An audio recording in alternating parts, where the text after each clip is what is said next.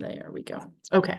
So we're going to look at this set, number 3. So we're going to convert 125 inches into miles. Okay. So, so to do this, I want to do the ratio method, and I want to show you how this is, to me, like the foolproof way to do any conversions. Because sometimes we wonder, like, do we multiply? Do we divide? Is it supposed to be a bigger number, a smaller number? But this will never, ever fail you. So when we look at this, this is number 17. Okay.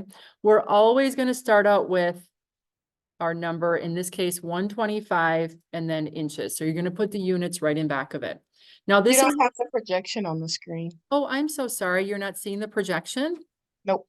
Okay, let me stop sharing for a second and I'll reshare. And let's see, can you see it now, Aaliyah? Yep, I can see it now. Okay, perfect, perfect. Okay, so we're gonna start with the 125 is our whole number, and we're gonna put that over 1. Okay, so an up-down fraction, if you would. Then we're going to show a vertical line. This is going to be like a parentheses, except instead of being curved, we're going to show it vertical, so that if we insert this into an equation, for instance, and we're doing a conversion inside of an equation, we'll be able to see that that's a conversion and not part of the variables or the equation. Okay. I learned it this way many years ago, and I've always done it, and it's actually kind of nice. Now I'm going to do another fraction. So this is going to be another numerator denominator. And in this case, I don't know, and you don't have to always know the direct conversion. So I'm going to do this in a couple steps. I don't know how many inches are in a mile, but I do know how many feet are in a mile. Does anybody else know how many feet are in a mile? Say it again. 5,000. Yeah, 5280 is how many feet are in a mile. If you're not sure, you can always pull out your phone, all right, if you want, and you can do a quick, check on that. So all you're going to do is you're just going to say, how many feet are in a mile. Or you could do inches in a mile too, but we're going to do it in 2 stages. So yeah, 5280 is how many feet are in a mile. So you'll notice that we're in inches though. So I need to get my inches to feet and then my feet into miles. So I'm first going to put my inches on the bottom and my feet on the top. Because this is a numerator denominator, I'm going to be multiplying across the top, and I'm going to divide by the bottom. So if my inches are on, I like say the top or in the numerator here, when I multiply over to get them to cancel, they have to be in the denominator. Do you see that? Okay. So then this is they're going to be equal to each other. So I know that there's 12 inches in 1 foot. And as I do this multiplying across the top, dividing by the bottom, my inches are going to cancel. So make sure you cancel those out.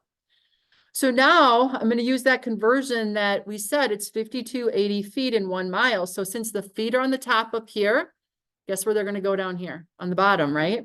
So 5280 feet on the bottom is equal to 1 mile on the top. Now my feet are going to cancel top to bottom. And you'll notice that I now have gone from inches, and the only thing I don't have canceled out are my miles, and they're in the numerators because it's a whole number on the top. We don't want miles in the bottom because that would be per mile. We want actual miles on the top. So now I'm going to take everything on the top. I'm going to multiply those together. So I'm going to take 125. You don't have to multiply by 1, but then you're going to divide by whatever on the bottom. So it's going to be 125 divided by 12 divided by 5280. And that's going to be how many miles 125 inches is. So go ahead and do that math. You should end up with something close to about 2,000, or 0.00197. Okay. So that makes sense to everybody? And now you don't have to wonder, even when I go from inches to feet, sometimes like, do I multiply? Do I divide? So I always write it out. Or I can't trust the calculators that are like, multiply by this to get this. I'm like, oh, it just like makes me nervous. So this though, I can always see, and I always know which way, because I can see the cancellation or the multiplication. Okay. All right, let's do number 18. Same method. This time, I want to go from 86 centimeters and I want to convert that to feet. Okay. So I've got 86 centimeters. and I want to go to feet. So I'm going to first start out by over 1, and then I'm going to start, you know, my next section here. Now, I don't know how many feet are in a centimeter, but I do know how many inches or how many centimeters are in an inch. And I know how many inches are in a foot. So I'm going to do it kind of in this 2-step process again. You could find out how many centimeters are in a foot, but I'm going to do it in the 2 steps. So I know that there's 2.54 centimeters in 1 inch, right? That's a familiar one to us. So I'm going to put my centimeters on the bottom since it's on the top here. And I'm going to put inches in the top on that next section. So bottom, I need 2.54 centimeters in 1 inch. So centimeters now are going to cancel for me. And I need to get this to feet. So I'm going to add one more section. And if my inches are here, I want inches to cancel. So they're going to go on the bottom, and I want feet to go on the top. And I know that there's 12 inches in 1 foot. Inches are going to cancel. So now when I multiply across the top, I divide by the bottom, you're going to notice I end up with feet, right? So you're going to take 86 divided by 2.54 divided by 12. And you should get 2.822 feet. Make sure that you do. And then you're going to put a box around that final answer. I should be boxing these. There we go. Everybody get that? Awesome.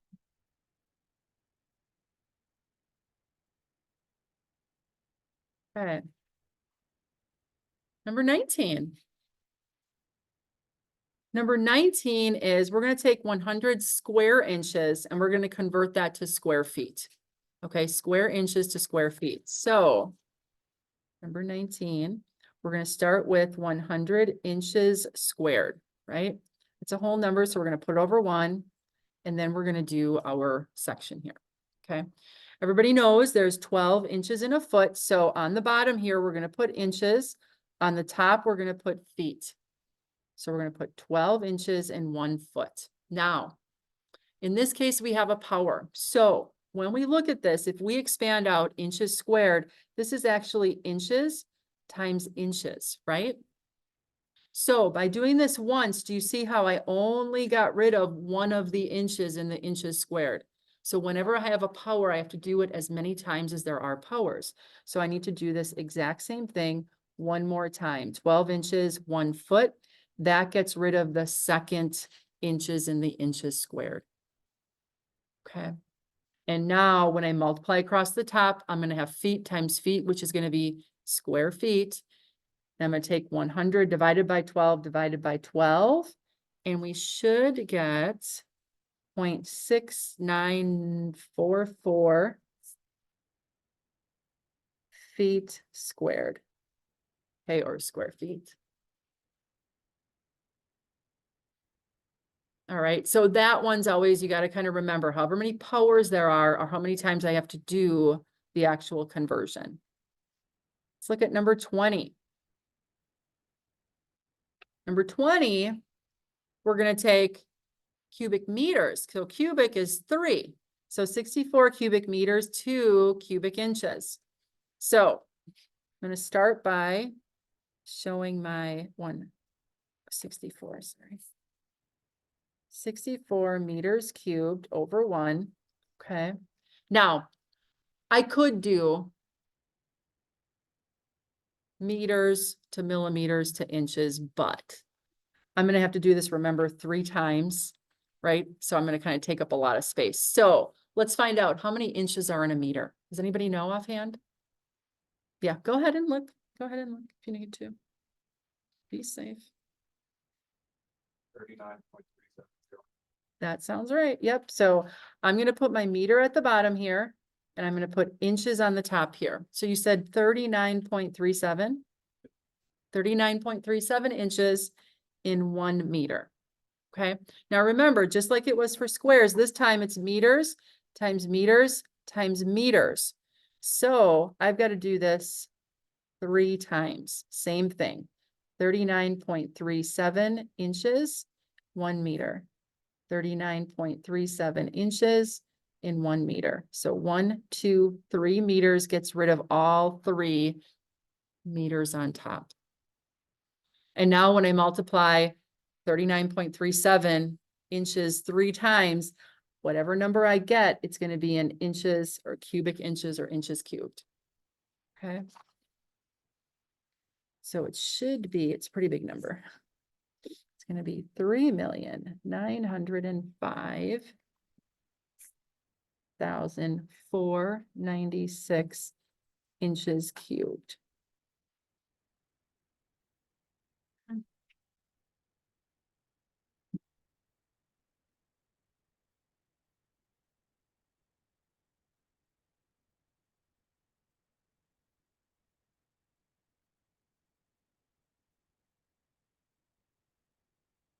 All right. Any questions on those when we have the powers? It's easy to forget it, but once you get it, it's like, okay, yeah, it makes sense. So that's why I write them out. All right. 21.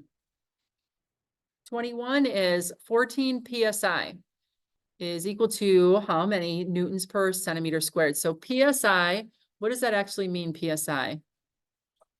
Pounds per square inch, okay? Pounds per square inch. When we write this out, we're going to start with 14, and it's going to be pounds on top and per square inch in the denominator. Do you see that? So don't put PSI on top and don't put pounds / inches squared on top. We need a top bottom, okay? And we need to convert the pounds to newtons and the inches squared to centimeters squared. So let's do the one that we probably know first, the inches to centimeters. So I know that there are 2.54 centimeters in 1 inch. So now since my inches are in the denominator, my inches are going to go on the top in my numerator in this first section and centimeters underneath. I know that there's 2.54 centimeters in 1 inch. And remember, I have to do this 2 times because it's inches squared, right? Because it's inches times inches. So then I'm going to do 1 inch again times 2.54 centimeters. So the 2 inches cancel out the inches squared on the bottom. Now, a Newton is going to be the units of force in the metric system, right? Anybody remember how many newtons there are in a pound? If not, look it up. You can look it up. Can you just look up how many? Yeah, no. Oh, what do you mean? Oh, you are. How many what? You can just look up how many newtons per centimeter squared is in 14 psi. Sure, check your answer that way, but you're going to write it out for me this way. Okay. So pounds. Well, Newtons to pound or pounds to newtons. How many newtons are in a pound? Well. That sounds right. So there are in 1 pound, oopsie, let me make this right. 1 pound, there are 4.448 newtons, correct? Did I get that right? The right number? Yeah, there we go. Yep. You're right. You could go directly to it, but do you see the value here? Don't you feel like you're more solid on it? I have more confidence in this, and we're going to be able to do this as we go along. We're going to see how we can insert this in equations when we have conversions to do. Okay, it's going to make it really nice and easy. So pounds cancel out here. So now when I look at what I have left over, newtons are on top per centimeter squared. Okay. All right. So then you're going to multiply across the top, divide by the bottom, and you should get 9.6523 newtons per centimeter squared. All right. Foolproof unit conversion method right here. Solve the world's problems. Just kidding. At least one of them. When I was in 6th grade, and that's a long time ago, it's a really long time ago, we were told at that time that within 10 years, we're going to be all metric, whole world. I don't think we're any closer than we were back then. I think we're just going to do 2 here in the United States. Go ahead. Assignment, and they were like, we will convert to universal SI units as soon as the United States converts. like that's. It's never gonna happen. Book, 'cause it's not But happening. it's not happening. Right. Yeah, I don't think we even like are trying anymore. It's not like, yeah, we need to do this. I think it's because of how much it costs to pay all this stuff, all the measurement stuff. Yeah. PracProbs can't do it, it's just gonna be too expensive. Yeah, I know. It's like crazy town. But it's so much easier. Everything in the metric system is easier. It makes sense. Like okay, let's go back to our miles. Who in the heck decided there was 5280 feet in a mile? Like a mile is gonna be 5280 feet. I don't know, kind of crazy.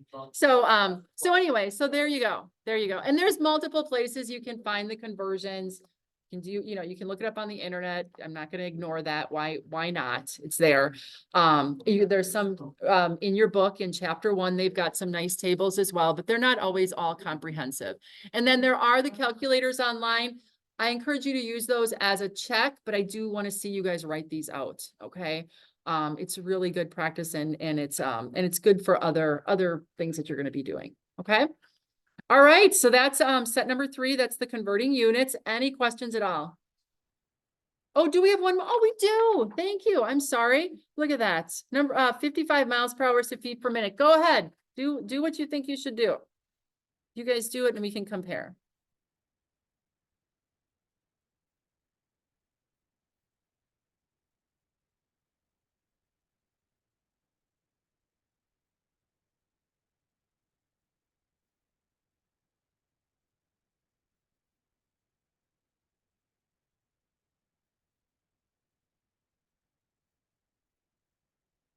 Feet per minute, yeah.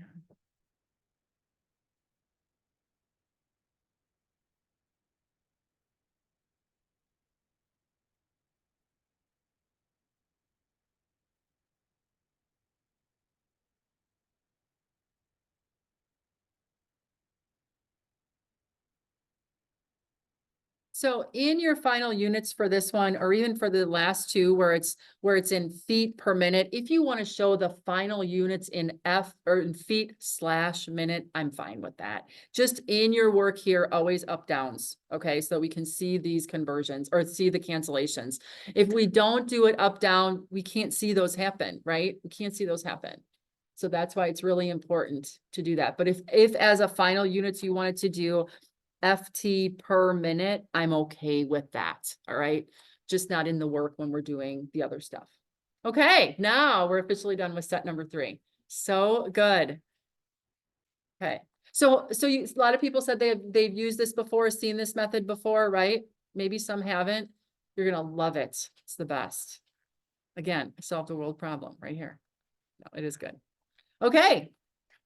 One more section, rectangular components. Okay, so what we're going to do is we are going to convert these single vector units. So in this case, for number 1, we're going to have a 56-pound vector going at 55 degrees. Now, all of my directions, my degrees are coming from standard 0, meaning if we look at the Cartesian coordinate system, okay, looks like this.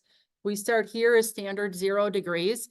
And then working in a counterclockwise direction, this would be 90, 180, 270. Okay. So all of these are going in that counterclockwise direction with starting at our 0. So our first vector here is going to be 56 pounds. Okay. So it's a force vector. A vector is always going to be aligned with an arrowhead. So we're going to show that, and we're going to show it at 55 degrees, and we're going to calculate the rectangular components. So the X and Y components for this. Okay.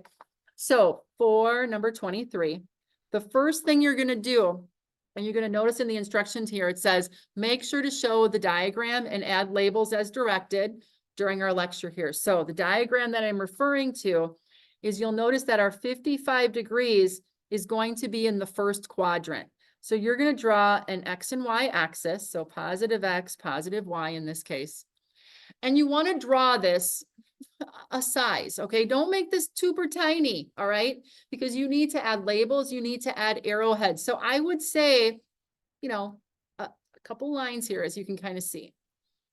And then what we're going to do is we're going to draw this vector. Now you don't need a You don't need a protractor to put this in exactly, but you're gonna be like, okay, a little bit over. I'm gonna draw it at about 55 degrees, right? So that this angle right here is 55 degrees. Again, you're eyeballing this. You're not gonna make it shallow because that wouldn't represent 55.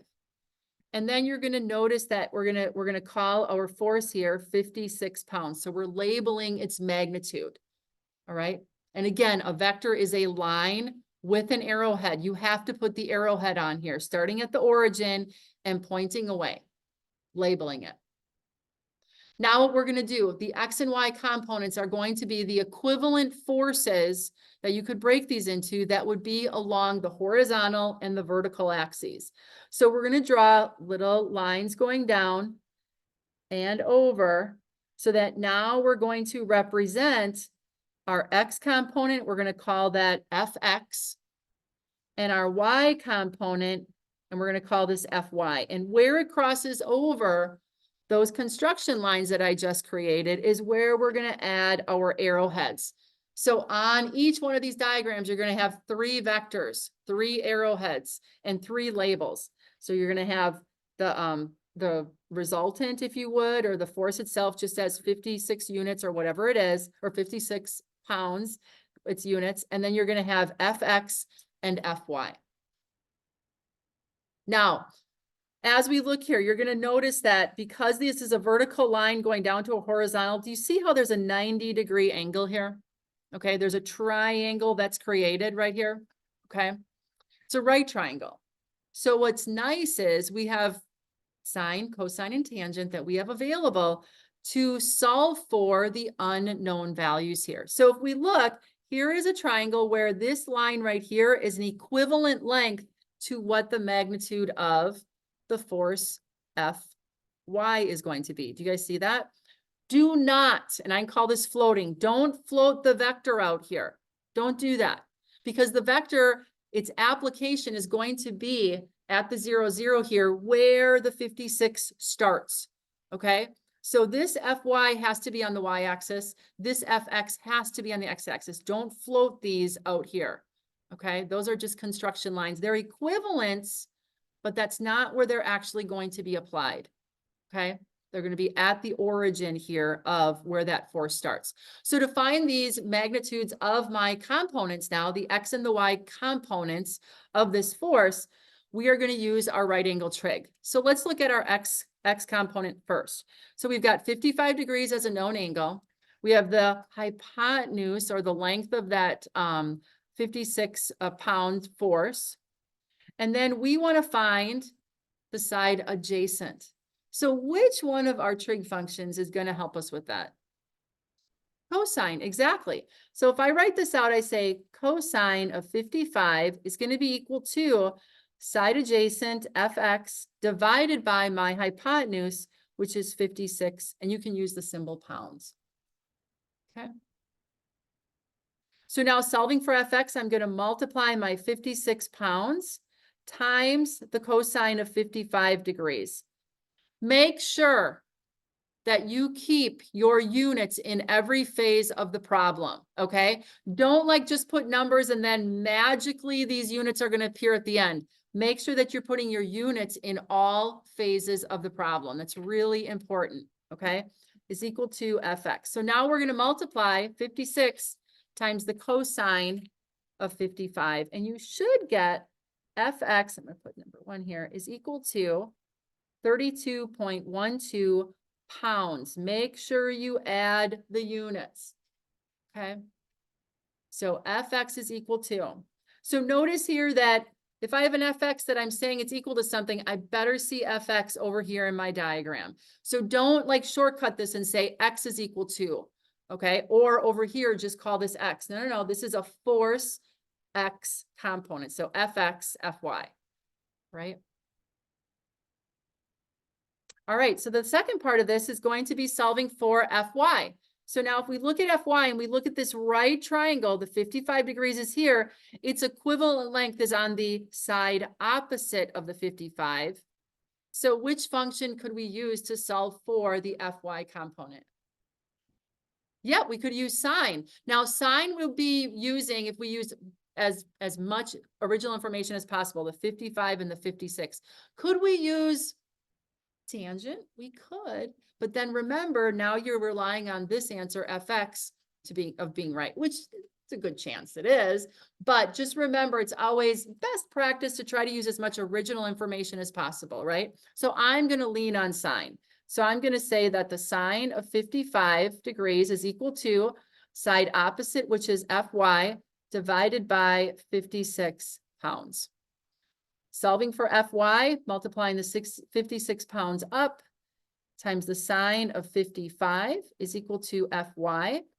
And our Fy should come out to be 45.87 pounds. Make sure you add your units. These forces have units. In this case, they're pounds. You could put LB if you wanted to. I just use the symbol in the problem. Okay. And again, notice that I'm solving for an Fy, so I'm seeing an Fy labeled up in my diagram as well. All right. Questions? So this is what we're going to do for each of the next ones that we have here on our problem sheet. So number 24, we've got 185 newtons. So those are the force units in the metric system at 278 degrees. So if we go back up here, 278 is in the fourth quadrant this time. So we're going to do an X and a negative Y. So can I fit this? I'm going to try to fit it down here. So this is 24. Okay. And I'm going to do fourth quadrant. Okay. So this is going to be X, negative Y. And it's going to be 7 degrees because it's 278, I'm sorry, 8 degrees from vertical. So something like this. So really kind of steep, if you would. And then this is going to be 185 newtons. This is going to be 8 degrees. 24 up here a little bit further. Okay. And then now I'm going to have an X component and a Y component. So you want to draw those little construction lines. We're going to draw in our FX and adding our arrowheads for our FYs. Same process. We're going to solve for the FX and the FY components. So you'll notice here, we got to look at where our angle is. Now this time our angle is 8 degrees. And if we notice that our FY this time is the side adjacent and our 185 is our hypotenuse. So in this case, using the 8 degrees, we do cosine 8 degrees, that's going to be equal to the side adjacent, which is FY this time, divided by 185 newtons. Okay, so multiplying the 185 up, 185 newtons times the cosine of 8 degrees is going to be equal to our Fy. Fy need to be 25. Oh no, I'm sorry. 183.2 newtons. No. Why won't it be negative?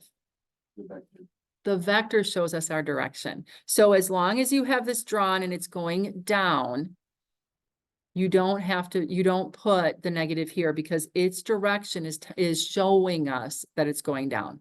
And then we're going to find in module 1, when we add and subtract these vectors along the axes, we're going to identify negative when it's going down and positive when it's going up, or to the right positive, to the left negative. Yeah. Oh, no, it's not considered polar coordinates. Polar is going to be adding your angle. Where this actually is given in polar because it has the angle. Yeah. Yeah. Okay. So then now we want to do the FX here. So this time the FX is the horizontal. So if we go down here, that's the side opposite to the 8 degrees. So our sine of 8 degrees is going to be equal to FX divided by 185 newtons. I'm running out of room. So I'm going to multiply my 185 newtons on, I can't. 185 newtons times the sine. So my FX is going to be equal to 25.75 newtons.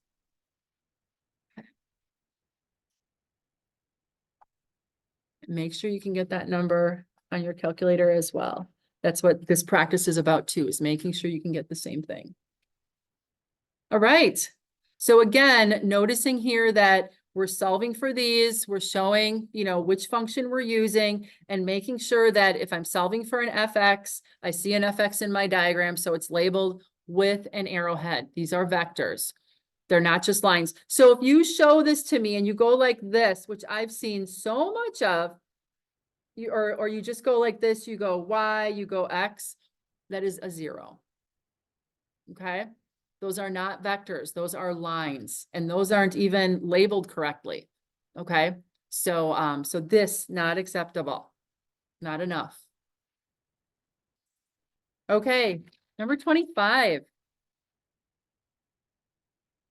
Here we've got 10 kips. Does anybody know what a kip is? It's going to be a unit that we use on a regular basis. What is it? It's 1,000 pounds, exactly. So it's kind of like kilopounds, believe it or not. We don't hear it a lot in regular sense, but we're going to see it a lot in problems that we look at. So we've got 10 kips or 10,000 pounds at 125 degrees. So here, we look back at our coordinate, we're going to be past the 90 and we're going to be in our second quadrant this time. So we're going to show a positive y, but a negative x. Okay.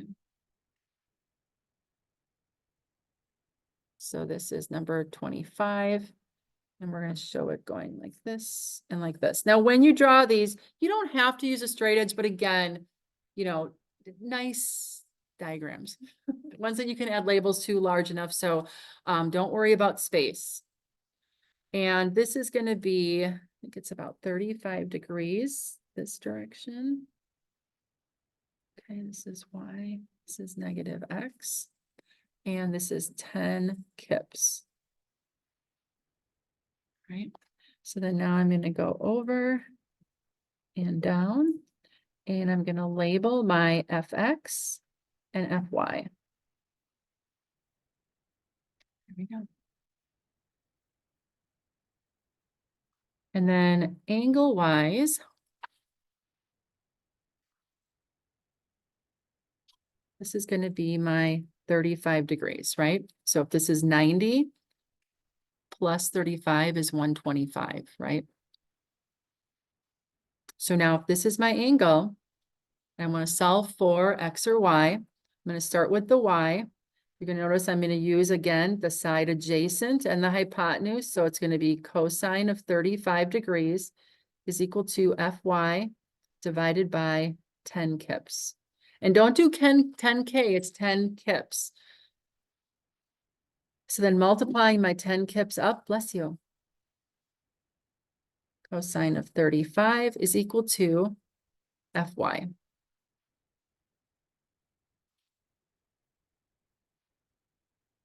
So fy, we multiply that out, should be 8.192 kips.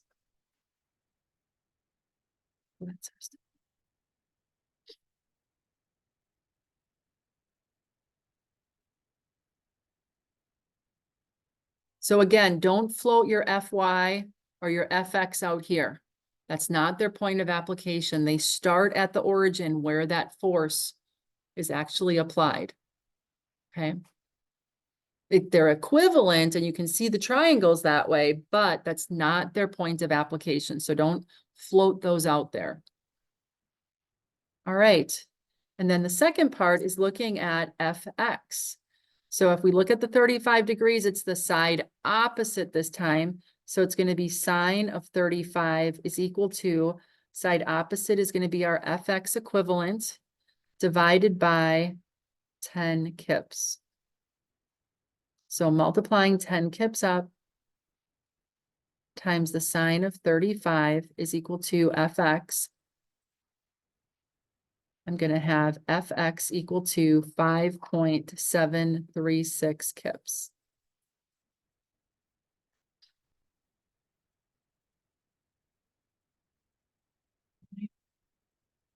So again, make sure you have your coordinate system. You have your starting force labeled with any angles. And then you label your FX, FY and solve for those over here. Now, some people might ask, could I use the 55 instead of the 35? Yes, as long as you label it and you use it in your work, I'm okay with that. Okay. All right, number 26, go ahead and solve 26 and then we'll compare. How about that?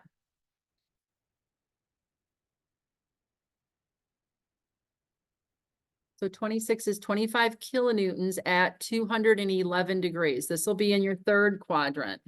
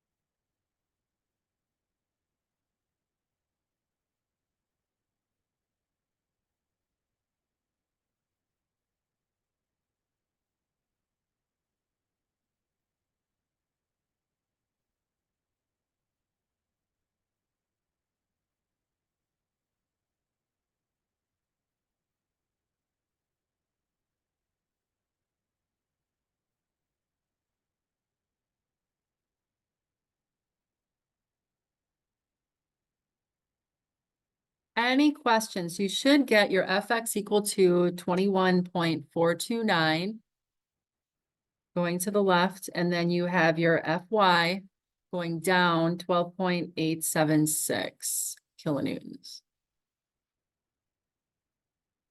All right. So time 8:20. So you'll notice that we have our practice problems done now for module number 1, okay? So to hand these in, you can simply take pictures of it. And if you have the app on your phone, do most people have Canvas on your phone? You can submit the assignment right through there, okay? And that's what I think most students find most convenient. If you want to convert it to a PDF or scan it in, you certainly may, but you can upload regular pictures of the assignment, okay?